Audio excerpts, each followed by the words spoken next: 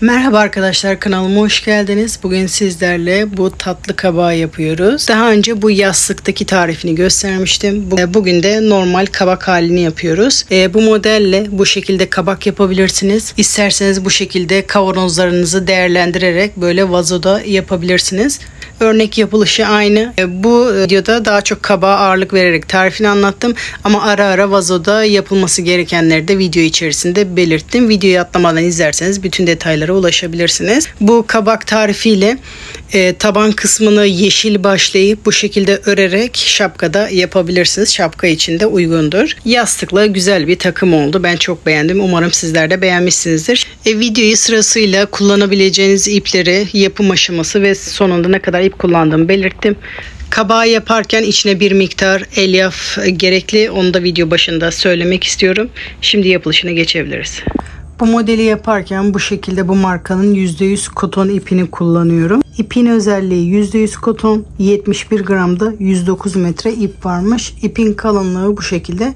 Benim koton ipim burgulu. Sizin bulduğunuz ipler bu şekilde büklümlü olmayabilir. Telleri ayrık ayrık da olabilir. Hiç önemli değil. Onlarla da yapabilirsiniz. Bu şekilde %100 koton ip kullanmak zorunda değilsiniz. Elinizde olan herhangi bir ipi değerlendirebilirsiniz.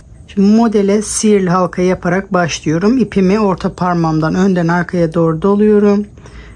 Bu şekilde ipin altından tığımı geçirip ipi alıyorum. Bir tur çevirdikten sonra bir zincir atarak sihirli halkamı oluşturuyorum. 3 zincir çekerek başlıyorum. Bu 3 zincir benim ilk trabzanım sayılıyor. Halka içerisinde 16 trabzan yapıyorum. İlk zincirle birlikte şu anda 2, 3, 4, sıra sonuna kadar halka içinde 16 tane trabzan yapalım. Toplamda 16 trabzan yaptım. Halkamı sıkıyorum. Bu ilk yaptığımız zincire batarak sıramı birleştiriyorum. Şimdi ikinci sırada bütün trabzanların üzerine 2 tane trabzan yapıyoruz. Yani çift yapıyoruz. Bu ilk trabzan yerine 3 zincir, tekrar aynı boşluğa batarak bir trabzan daha yaptım. Şimdi sıradaki trabzanın tepesine batarak 2 yani çift trabzan yapıyorum. Tekrar aynı boşlukta bir trabzan daha. Sırasıyla bütün trabzanların üzerine 2 trabzan yani çift diyoruz. Çift trabzan yapıyoruz. Bu şekilde sıra sonuna kadar hepsinin üzerine çift trabzan yapalım. Sıra sonuna kadar bütün trabzanların tepesine çift trabzan yaptım. İlk yaptığım zincirin tepesine batarak sıramı birleştiriyorum. Şimdi bu sırada bir tek bir çift yapıyoruz. 3 zincir ilk trabzan yerine tekrar aynı boşlukta batarak 2 trabzan yapmış oluyorum. Bu bir çift. Sıradaki trabzan tepesine giderek bir tane trabzan yapıyorum. Bu bir tek oluyor. Sıradaki trabzan tepesine gidiyorum. 2 trabzan yapıyorum. Bir çift. Sıradaki trabzanın tepesine giderek bir tane trabzan yapıyorum.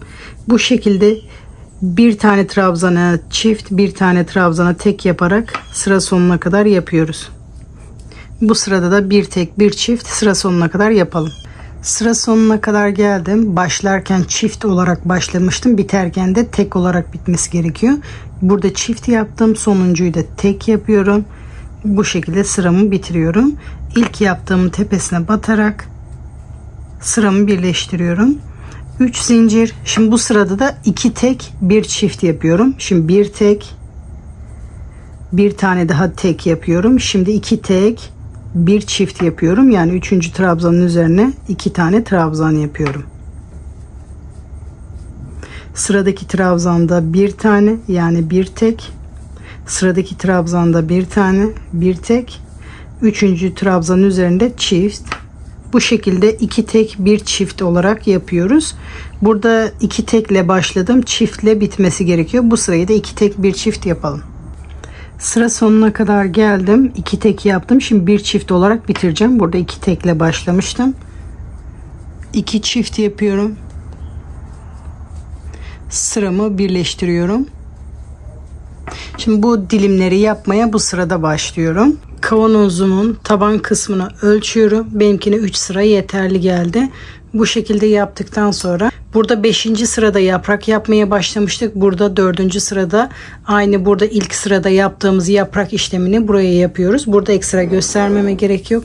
Aynı buradaki gibi yaprakları kenarına yapmaya başlıyoruz. Şu anda ben kabak yapacağım için bu sırada bu katları yapmaya başlıyorum.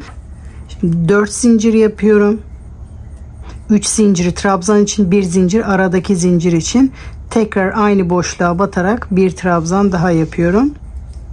Şimdi hiç zincir çekmeden bir trabzan tepesi atlıyorum. İkinciye bir trabzan yapıyorum.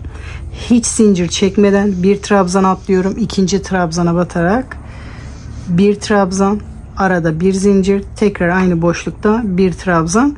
Bu sırada bir tane V trabzan, bir tane böyle tekli trabzan yapacağız. Aşağıdan birer trabzan atlayarak üstten hiç zincir çekmiyoruz bu sırada. Bir trabzan atlıyorum, ikinci trabzana bir trabzan yapıyorum. Hiç zincir çekmiyorum, bir trabzan atlıyorum. İkinci trabzanda V trabzan yapıyorum. Bir trabzan, bir zincir, bir trabzan. Bu şekilde sıra sonuna kadar yapalım. Sıra sonuna kadar geldim. Hiç zincir çekmeden bir trabzan atlıyorum. İkinciye batıyorum. Trabzan yapar gibi bu ikisini birlikte yapıyorum. Tekrar tığımı doluyorum. Şimdi birleştirme aşamasını yapıyoruz. Şu anda 2 taneyi tığımda tutuyorum. Bu zincirin 3. zincirine batarak ipi alıyorum. Bu doladığımla birlikte ikisini yapıyorum. Sonra üçünü birlikte yapıyorum. Şimdi yeni sıraya bu şekilde devam etmiyorum. Örneği çeviriyorum şu şekilde. Bu yaptığımız V trabzanların üzerine trabzan yapacağız. Daha rahat çalışabilmek için şu şekilde katlayacağım. Ama buradaki V trabzanın üzerine trabzan yapıyoruz. Hiç zincir çekmeden, bakın şöyle göstereyim. Bu V trabzanın üzerine toplamda 5 tane trabzan yapıyorum. 1 2 3 4 5. Şimdi hiç zincir çekmeden, dilerseniz bunu bir zincir çekip bu şekilde diğer tarafa 5 trabzan yapmaya başlayabilirsiniz. Buraları kabarık kabarık durur. Ama çok fazla kabarık durduğu için ben tutturdum buraları. Bakın diğer sırada bu trabzanın tepesine batmışız. Oraya batarak etrafından bu şekilde bir sık iğne yapıyorum. Bunu buraya tutturuyorum. Dediğim gibi bu isteğe bağlı. Bir zincir çekip diğer tarafa da dönebilirsiniz. Hiç zincir çekmeden bu diğer trabzanın üzerine 5 trabzan yapıyorum. 1 2 3 4 ve 5. Şimdi bu şekilde normal dönüyorum. Bakın bu arada bir trabzan yapmıştık. Trabzan tepesine batarak bir sık iğne yapıyorum. Tekrar diğer tarafa dönerek şimdi bu sıradaki V trabzanın üzerine yapıyoruz. Trabzanın tek tarafına 5 trabzan yapıyorum. 1 2 3 4 ve 5. Hiç zincir çekmiyorum. Bakın bu trabzanın tepesine batmışım burada. Onun etrafından beri bu şekilde bir sık iğne yapıyorum. Hiç zincir çekmeden V trabzanın diğer trabzanına 5 trabzan yapıyorum. Bu şekilde tutup yaparsak daha kolay yapabiliyorum. 2 3 4 ve 5. Hiç zincir çekmeden, bakın bu tersini kendime doğru çeviriyorum. Bu trabzanın tepesine bir sık iğne yapıyorum. Örnek bu şekilde oluşmaya başlıyor. Şu anda bu sırada birbirine yakın ama diğer sırada bu şekilde olmayacak. Diğer sırada düzelecek. Bu kabağın altına doğru gelecek. Şimdi tekrar bu V trabzanın düzünden beri 5 trabzan, 1 2 3 4 5. Hiç zincir çekmeden, bakın bu trabzanın tepesine yapmışım. Onun arkasından beri bir sık iğne. Tekrar bu trabzanın üzerine 5 trabzan yapıyoruz. 1 2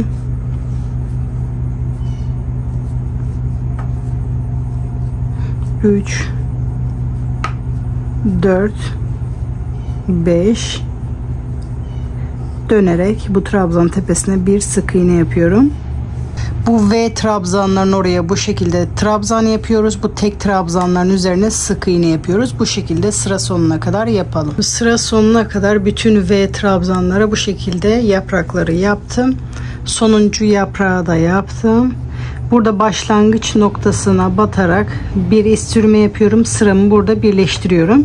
Şu anda ben iki yaprağın ortasındayım. Şimdi bu sırada da yapraklar üst üste denk gelmesin diye aralara yapacağız. Şimdi V trabzanları burada tekli olan trabzanların tepesine yapıyoruz. 4 zincir.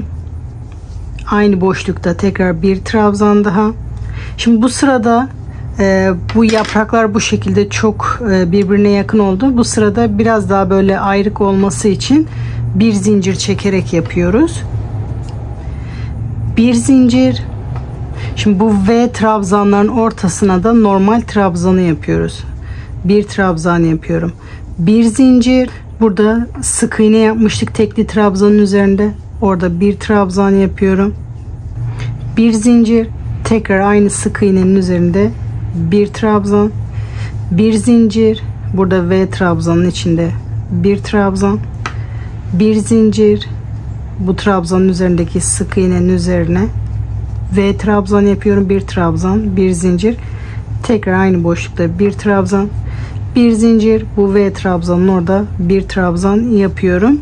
Bu sırayı da bu şekilde sıra sonuna kadar yapalım. Şimdi sıra sonuna yaklaştım. Son tekli trabzanı yapacağım. Bir zincir, aynı diğer sırada birleştirdiğim gibi yapıyorum. V trabzanın içinde doladığımla birlikte ikisini yapıyorum. İkisini tığımda tutuyorum. Tekrar tığımı doluyorum. Buradan 3. zincire batarak trabzan yapar gibi ikisini birlikte yapıyorum. Sonra üçünü birlikte yapıyorum. Bu şekilde yapmamın amacı burada az mesafe olduğu için. Şimdi tekrar diğer tarafa dönerek aynı burada yaptığımız işlemi yapıyorum. Bakın V trabzanlar şimdi arada. V trabzanın tek trabzanında 5 trabzan yapmaya başlıyorum. 1 2 3 4 ve 5. V trabzanın tek tarafına yaptım. Şimdi hiç zincir çekmeden bakın diğer sırada bu tekli trabzanın arkasından beri bir sık iğne yapıyorum. Dediğim gibi burayı tutturmak zorunda değilsiniz. Sonra V trabzanın diğer tarafına gelerek 5 trabzan yapıyorum. 1 2 3 4 ve 5. Normal sıra yönüne doğru çeviriyorum. Trabzan tepesinde bir sık iğne yapıyorum. Şimdi tekrar tığıma doluyorum. Bakın buradaki V trabzanın tek tarafına 5 trabzan yapıyorum. 1 2 3 4 5. Dediğim gibi burayı böyle bir zincir çekip diğer tarafa 5 trabzan da yapabilirsiniz. Benim gibi tutturabilirsiniz de.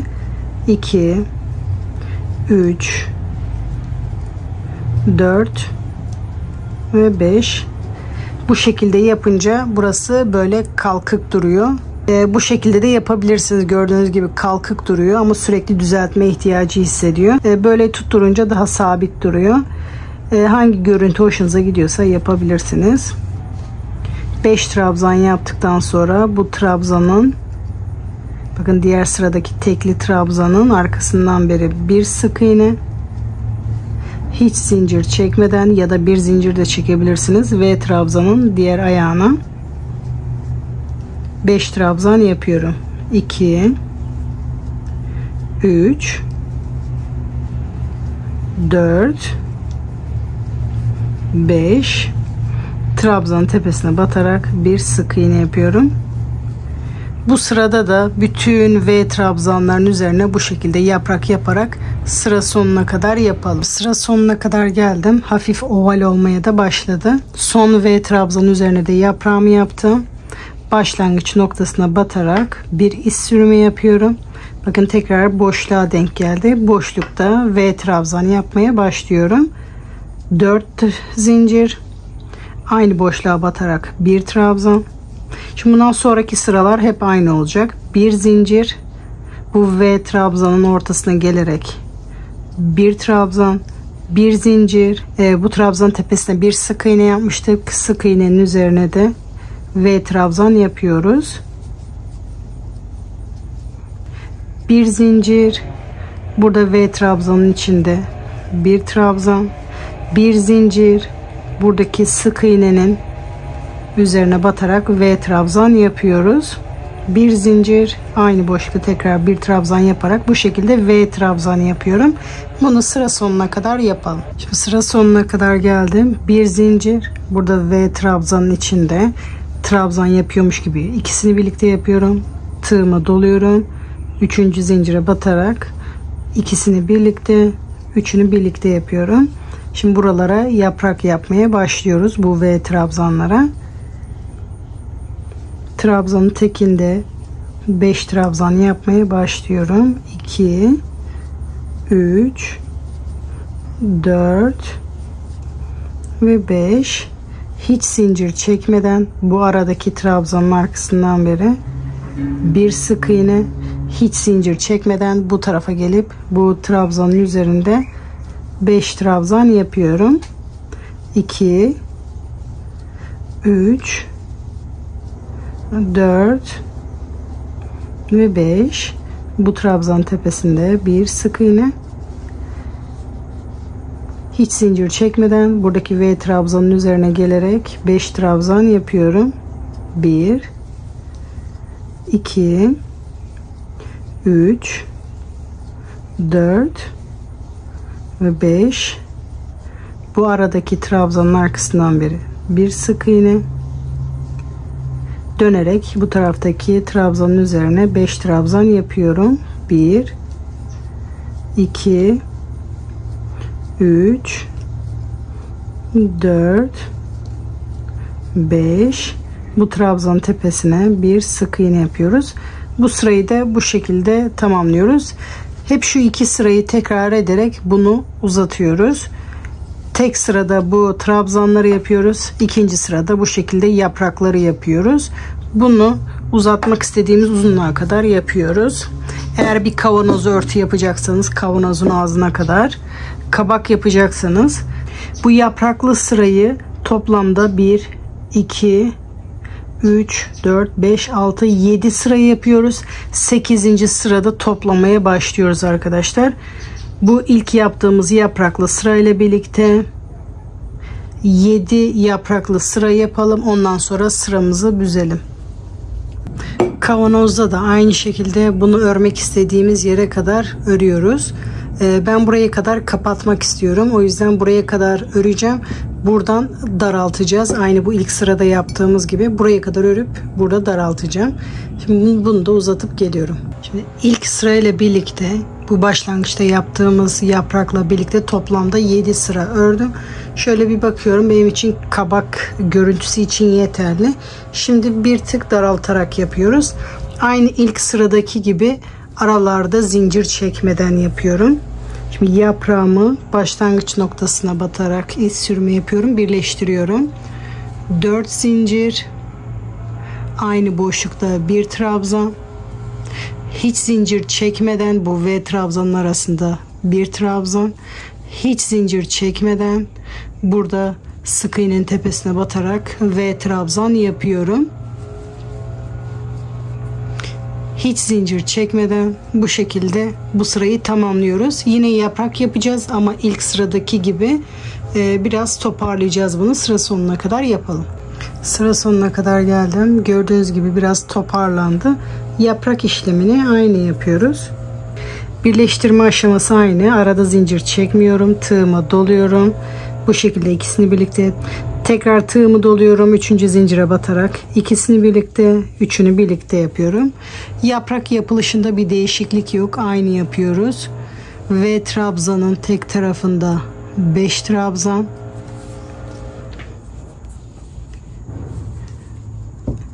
2 3 4 5 zincir çekmeden bu trabzanın arkasından beri bir sık iğne, zincir çekmeden bu tarafa trabzan yapmaya devam ediyorum. 1 2 3 4 5 trabzan tepesinde bir sık iğne. Bu sırayı da tamamlıyoruz. Sonraki sıraya başlayacağız. Şimdi bu sırayı da aynı normal sıralarda yaptığımız yaprak gibi yaparak sıra sonuna kadar yapalım. Şimdi sıra sonuna kadar geldim. Bu yapraklardan daha fazla yapmayacağız. Şimdi aynı buradaki gibi düz yapmaya devam edeceğiz. Şimdi kavanoza da bakıyorum. Şimdi kavanozda da bu kısma kadar geldim. Şimdi bunda da bolluk var. Bunun da ağız kısmında aynı kabakta yaptığım gibi zincirsiz olarak yaprak yapacağım. Ondan sonra bunu bitireceğim. Sonra da bağcık takarak bağlayacağım. Bu başlangıç noktasına batarak sıramı birleştiriyorum. 3 zincir. Şimdi bu sırada aynı buradaki gibi düz yapmaya devam edeceğiz. Burada çoğaltma işlemi yapmıştık. Burada da kesme işlemi yapıyoruz. Bir tane trabzan tepesine, burada arada zincir yoktu. Burada bir trabzan, bir zincir, bir trabzan var. Ortadan direkt bir trabzan yapıyorum. Kesme işlemi yapmış oluyorum. Şimdi burada sık iğnenin tepesine batmayacağım. Tekrar burada trabzan tepesine batarak bir trabzan yapıyorum. Boşlukta bir trabzan. Bakın trabzanın tepesinde bir trabzan. Ve trabzanın içinde bir trabzan. Trabzanın tepesinde bir tane trabzan. Bu şekilde sırayı da kesmiş oluyoruz. Hem de toparlamış oluyoruz. Bu şekilde sıra sonuna kadar yapalım. Şimdi sıra sonuna kadar geldim. Burası iyice daraldı. Bu V trabzana battıktan sonra başlarken 3 zincir çekmiştim. Onun 3. zincirine batarak sıramı birleştiriyorum. Şimdi bu sırada da sadece üzerlerine birer tane trabzan yapıp devam ediyorum. Diğer sıra biraz seyrek olduğu için burada biraz daha sıkı olacak, toparlanacak. Bu sırayı isterseniz içine elyafı doldurduktan sonra yapalım. İsterseniz bu sırayı yaptıktan sonra elyafı da doldurabilirsiniz. Ben şimdi rahat çalışabilmek için böyle yaptım. Bu şekilde bütün trabzanların tepesine birer tane trabzan yaparak bu sırayı tamamlıyoruz. Çoğaltma, eksiltme yapmıyorum. Sıra sonuna kadar trabzan yapıyorum. Şimdi sıra sonuna kadar geldim. Sıramı birleştiriyorum. Aynı yaptığım son sırayı tekrar ediyorum. Bir sıra daha trabzan ekliyorum buraya. Şimdi büzdürünce bakıyorum bayağı bir toparlanıyor. O yüzden bir sıra daha trabzan ekliyorum. 3 zincir, bütün trabzanların tepesine batarak birer tane trabzan yapıyorum. Çoğaltma, eksiltme yapmıyorum. Hepsinin tepesine birer tane batarak bu sırayı da tamamlıyorum. Bu sırayı da sonuna kadar yaptım. Sıramı birleştirdim. Şimdi içine elyafımı dolduruyorum. Son sırayı ondan sonra yapıyorum. Elyafımızı dolduralım.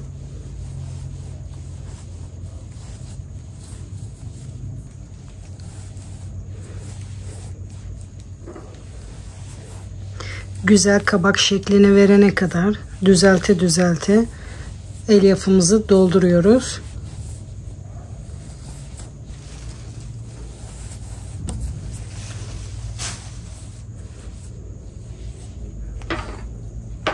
Şimdi elyafımı doldurdum. Son sırayı yaparken kesme işlemi yapıyorum. Şimdi 3 zincir çekiyorum. Kesme işlemi yapıyoruz. Bu trabzanın tepesinden beri tığımı geçiriyorum. Sıradaki trabzanın tepesinden beri çıkarıyorum. Bu şekilde ikisini birlikte yaparak trabzan yapıyorum. Tekrar aynı şekilde yapıyoruz. Şimdi bu trabzanda işlem yaptım. Onun yanındakinden batırıp diğerinden çıkıyorum. Bu şekilde ikisini birlikte yapıyoruz. Aynı şekilde sıradaki trabzandan geçirip diğerinden çıkartıyorum. Bu şekilde kesme işlemini yapıyorum. Sıra sonuna kadar hepsinde böyle 2-2 yaparak kesiyoruz. Bu şekilde sıra sonuna kadar yapalım. Sıra sonuna kadar geldim. İlk yaptığım tepesine batarak sıramı birleştiriyorum. Bir zincir çekerek ipimi kesiyorum.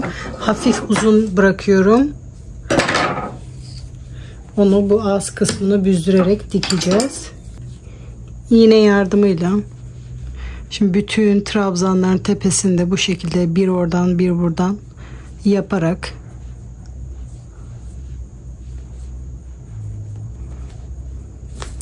ipimi geçiriyorum.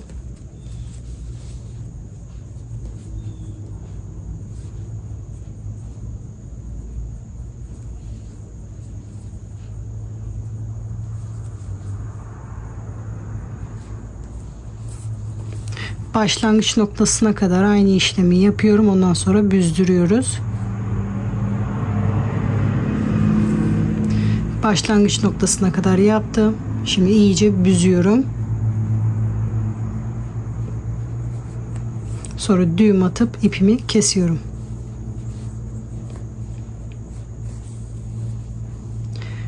Bu şekilde batırıp uzaktan ipimi kesiyorum.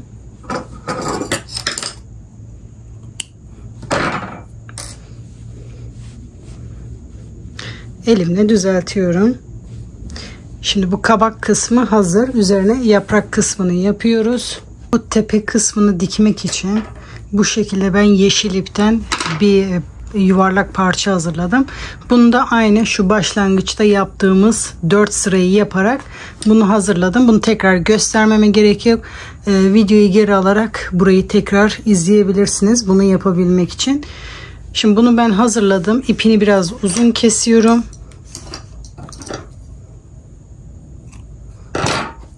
Sonra bunu buraya dikiyoruz. Şimdi bunu hazırladım. Yaprağın yapılışını da gösteriyorum. Ondan sonra hem yaprağı hem de bunu buraya dikelim. Yaprağı da yeşil renkte yapıyorum. 12 zincir çekiyorum.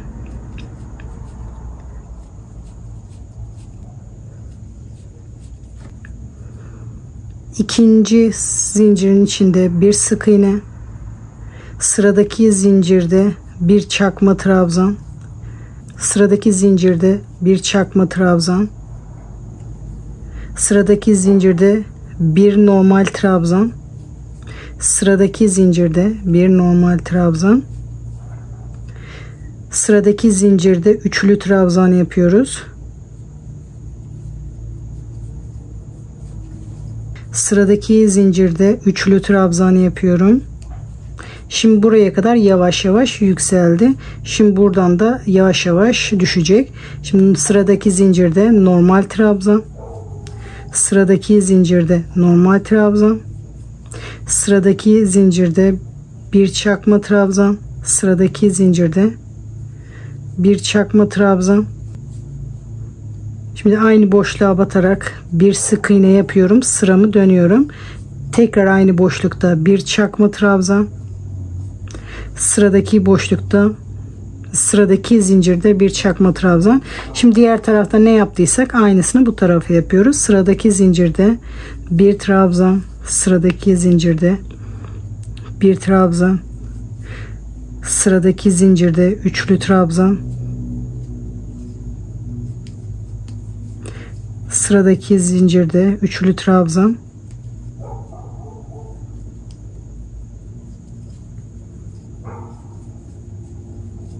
Sıradaki zincirde bir normal trabzan. Sıradaki zincirde bir normal trabzan. Sıradaki zincirde bir çakma trabzan. Sıradaki zincirde bir çakma trabzan. Sıradaki zincirde bir sık iğne. Bu başlangıçta da bir zincir vardı. Oraya batarak bu şekilde bir iz sürme yapıyorum. Bir zincir çekerek ipimi kesiyorum. Bunu hafif uzun bırakıyorum ki dikmek için kullanalım. Şimdi dikmeye başlamadan önce şuraya küçük bir de sap yapmak istiyorum. Bir de sap yapalım. Bu şekilde orta parmağından sihirli halka yaparak başlıyorum. 12 tane sık iğne yapıyorum. Halka içerisinde 1, 2, 3, 4, 5, 6, 7, 8, 9, 10, 11, 12. Halkamı iyice sıkıyorum. Şimdi ilk yaptığım sık iğnenin tepesine batarak sık iğne yapmaya devam ediyorum. Birleşim noktası olmasın diye sırayı bu şekilde devam ediyorum. Bütün sık iğnelerin üzerine birer tane sık iğne yapıyorum.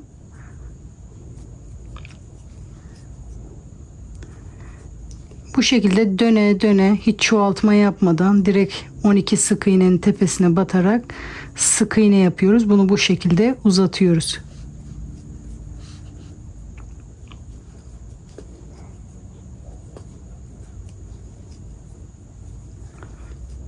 Bakın başlangıç noktasına kadar geldim. Tekrar birleşme yapmadan sık iğne yapmaya devam ediyorum. Bu şekilde çoğaltma yapmadan bütün sık iğnelerin üzerine birer tane yaparak dönüyoruz. Bunu birazcık uzatıyoruz. Bunu uzattıktan sonra göz zevkimize göre sapını ne kadar uzun yapmak istiyorsak o kadar sıra ekliyoruz. Şimdi bu şekilde dönerek sık iğne yapmaya devam edelim.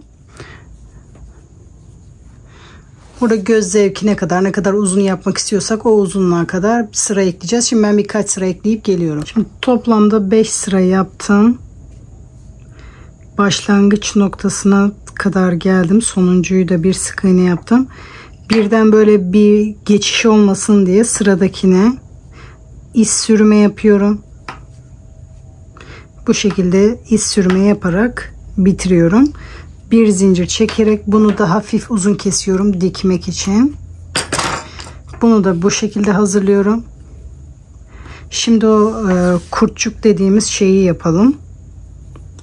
Onu da ne kadar uzunlukta yapmak isterseniz o uzunlukta yapalım. Ben 20 zincir yaparak yapacağım. 4, 5, 6, 7, 8, 9, 10, 11, 12, 13, 14, 15, 16, 17, 18, 19, 20. Şimdi 2 zincirde dönüş için çekiyorum. 3. zincire 3 trabzan yapıyorum. Aynı zincir içerisinde 3 trabzan, 2, 3, sıradaki zincire 3 trabzan, 1, 2, 3, sıradaki zincire 3 trabzan. Bu şekilde bütün zincirlerin içine 3 trabzan yapıyoruz. O kendi kendine kıvrılıyor. Sıradaki trabzanda 3, 2, 3. Bu şekilde bütün zincirlerin içine 3'er tane trabzan yaparak sıra sonuna kadar yapalım. Sıra sonuna kadar bütün zincirlere 3'er tane trabzan yaptım. Bakın düzeltiyorum. Bu şekilde burgu oluyor. Sonunda da 2 zincir çekiyorum. Bu son battığım zincire batıyorum. Bir iz sürme yapıyorum. Bir zincir çekerek bunu da hafif uzun bırakarak dikmek için ip bırakıyorum. Bu da bu şekilde hazır. Şimdi sırasıyla dikebiliriz. İlk önce bu yeşil parçayı dikiyorum. İğnemi ipe geçirdim. Şimdi sırasıyla bu kenardan bu kısım görünmeyecek şekilde dikmeye başlıyorum. En kenardan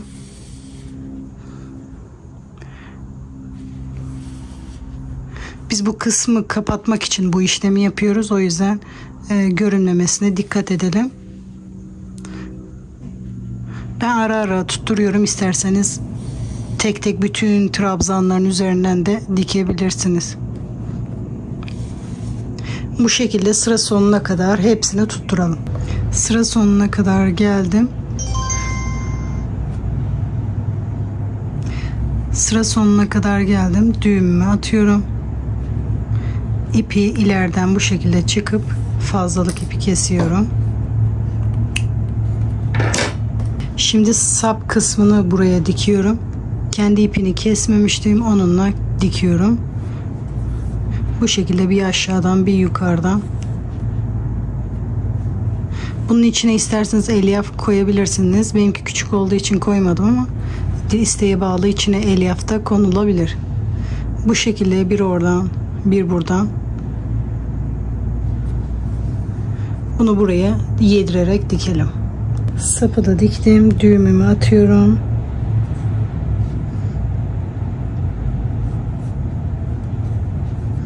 Uzaktan ipimi kesiyorum. Sırasıyla bu burgu, yaprak o şekilde dikiyoruz. Şimdi burguyu tam sapın dibinde bu şekilde. Bunu sadece buraya tutturuyoruz. Çok fazla dikmeye gerek yok. Düğüm atarak ipimi kesiyorum.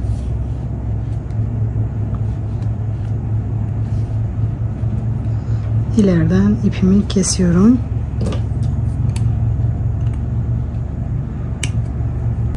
Şimdi yaprağımızı da aynı şekilde buraya tutturuyoruz. İsteğe bağlı kaç tane dikmek istiyorsanız o kadar sayıda dikebilirsiniz.